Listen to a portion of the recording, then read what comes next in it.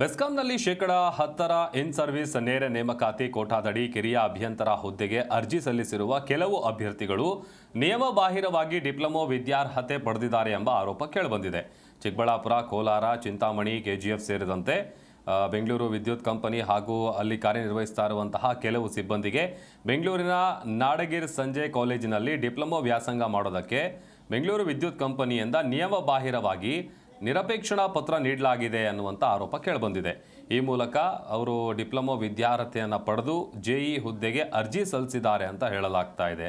AICTE ಮಾರ್ಗಸೂಚಿಗಳ ಪ್ರಕಾರ ಉದ್ಯೋಗದಲ್ಲಿರುವ ಅಭ್ಯರ್ಥಿಗಳು ವ್ಯಾಸಂಗ ಮಾಡುವ ಶಿಕ್ಷಣ ಸಂಸ್ಥೆಯು ಅವರ ವಾಸಸ್ಥಳ ಅಥವಾ ಕರ್ತವ್ಯ ನಿರ್ವಹಿಸುವಂತಹ ಸ್ಥಳದಿಂದ 50 ಕಿಲೋಮೀಟರ್ ವ್ಯಾಪ್ತಿಯೊಳಗೆ ಇರಬೇಕು ಅನ್ನುವಂಥದ್ದು ಒಂದು ನಿಯಮ ಇದೆ.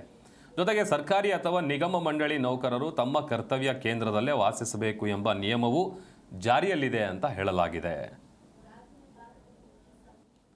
ಇದೇ ವಿಚಾರಕ್ಕೆ ಸಂಬಂಧಪಟ್ಟಂತೆ ಕಾನೂನು ಸಲಹೆಗಾರರಾದ ವೆಂಕಟಾಚಲಪತಿ ಅವರನ್ನ ನಮ್ಮ ಪ್ರತಿನಿಧಿ ಭವ್ಯ ಮಾತನಾಡಿಸಿದ್ದಾರೆ. ಬನ್ನಿ ನೋಡೋಣ.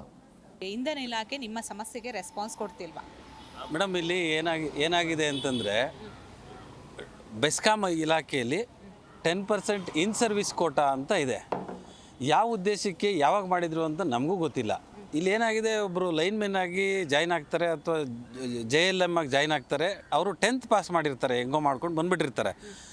ಅದಾದಮೇಲೆ ಬಂದು ಇಲ್ಲೊಂದು ಕಾಲೇಜಿಗೆ ಸೇರ್ಕೊಂಡ್ಬಿಡ್ತಾರೆ, ಡಿಪ್ಲೊಮೊ ಮಾಡ್ತಾರೆ. ಡಿಪ್ಲೊಮೊನ 3 ವರ್ಷ ಮಾಡಬೇಕು. ಇವರು ಸಂಜೆ ಕಾಲೇಜುಗಳಿಗೆ ಸೇರ್ಕೋತಾರೆ, NOC ತೊಗೊಂಡಿರ್ತಾರೆ ಡಿಪಾರ್ಟ್ಮೆಂಟಿಂದ ಕಾಲೇಜಿಗೆ ಹೋಗೋದಕ್ಕೆ. ಅದಾದಮೇಲೆ 50 ಕಿಲೋಮೀಟ್ರ್ ಒಳಗಡೆ ರೇಡಿಯಸ್ ಇರೋಂಥ ಕಾಲೇಜಲ್ಲಿ ಸೇರ್ಕೋಬೇಕು. ಬೆಂಗಳೂರಲ್ಲಿ ಕಾಲೇಜಿಗೆ ಸೇರಬೇಕು ಅಂದರೆ ಕಾಲೇಜಿಂದ 50 ಕಿಲೋಮೀಟ್ರ್ ಒಳಗಡೆ ಇರಬೇಕು ಅಭ್ಯರ್ಥಿ. ಮತ್ತು ಅವರು ಕೆಲಸ ಮಾಡೋ ಸ್ಥಾನದಿಂದ 50 ಕಿಲೋಮೀಟ್ರ್ ಮೀರಿರಬಾರ್ದು ದೂರ ಕಾಲೇಜಿಂದ ಅವರು ಕೆಲಸ ಮಾಡೋ ಕೇಂದ್ರ ಸ್ಥಾನ. ಇಲ್ಲಿ ಏನಾಗಿದೆ, 100 ಕಿಲೋಮೀಟ್ರು, 120 ಕಿಲೋಮೀಟ್ರು, 150 ಕಿಲೋಮೀಟ್ರ್ ದೂರ ಇರೋವಂಥ ಅಭ್ಯರ್ಥಿಗಳು ಬಂದು ಕಾಲೇಜಿಗೆ ಸೇರ್ಕೊಂಡ್ಬಿಟ್ಟು ನಾಡ್ಗಿರ್ ಕಾಲೇಜು ಕೆಲವೊಂದು ಕಾಲೇಜ್ಗಳಲ್ಲಿ ಸೇರಿಕೊಂಡು ನಕಲು ಮಾಡಿ 95, 96 ಯಾರೂ 95%ಗಿಂತಲೂ ಕಡಿಮೆ ಸ್ಕೋರ್ ಮಾಡೋದೇ ಇಲ್ಲ. ಇವರು ಮಾಡೋದು 95, 96. ಕಾಲೇಜ್ಗೆ ಹೋಗಿ ಓದ್ಕೊಂಡು ಬಂದಿರೋರು 60, 50 ಕ್ರಾಸ್ ಮಾಡೋದೇ ಕಷ್ಟ ಇವತ್ತಿನ ದಿನಗಳಲ್ಲಿ. BE ಆಗಲಿ ಅಥವಾ ಡಿಪ್ಲೊಮೊ ಆಗಲಿ 50-60% ಕ್ರಾಸ್ ಮಾಡಲಿಕ್ಕೆ ಸಾಧ್ಯ ಇಲ್ಲ. ಬಟ್ ಇವ್ರೇನು ಮಾಡ್ತಾರೆ, 95% ತೊಗೊಂಬಂದು ನಕಲು ಮಾಡಿಕೊಂಡು ಇದು ಆಲ್ರೆಡಿ ಸಿಗಾಕೊಂಡಿದ್ದಾರೆ. ನಕಲು ಮಾಡೋವಾಗ ಪೇಮೆಂಟ್ಗಳು ಮಾಡಿ ಇದು ಅಧ್ಯಾಪಕರಿಗೆಲ್ಲ ದುಡ್ಡು ಕೊಟ್ಟು ಫೋನ್ಪೇಯಲ್ಲಿ ದುಡ್ಡು ಹಾಕ್ಸ್ಕೊಂಡು ತನಿಖೆ ಮಾಡಿದವಾಗ ಸಿಗಾಕೊಂಡಿದ್ದಾರೆ. ಅದು ಸಾಲ ತೊಗೊಂಡಿದ್ದೀನಿ ಅಂತೇಳಿ ಹೇಳಿಕೆನೂ ಸಹ ಕೊಟ್ಟಿದ್ದಾರೆ. ಅದನ್ನು ತನಿಖೆ ಮಾಡಿ ಈ ಅನರ್ಹರನ್ನೆಲ್ಲನೂ ತೆಗೆದು ಪ್ರಾಮಾಣಿಕವಾಗಿ ಯಾರು ಡಿಪ್ಲೊಮಾ ಮಾಡಿದ್ದಾರೆ ಅಥವಾ ಯಾರು ಕರೆಕ್ಟಾಗಿ ಓದ್ಕೊಂಡು ಬಂದಿದ್ದಾರೆ ಅವ್ರಿಗೆ ಮಾತ್ರ ಹುದ್ದೆ ಕೊಡಿ. ಆಮೇಲೆ ಹೊರಗಡೆ ಸಾಕಷ್ಟು ಜನ ಇದ್ದಾರೆ.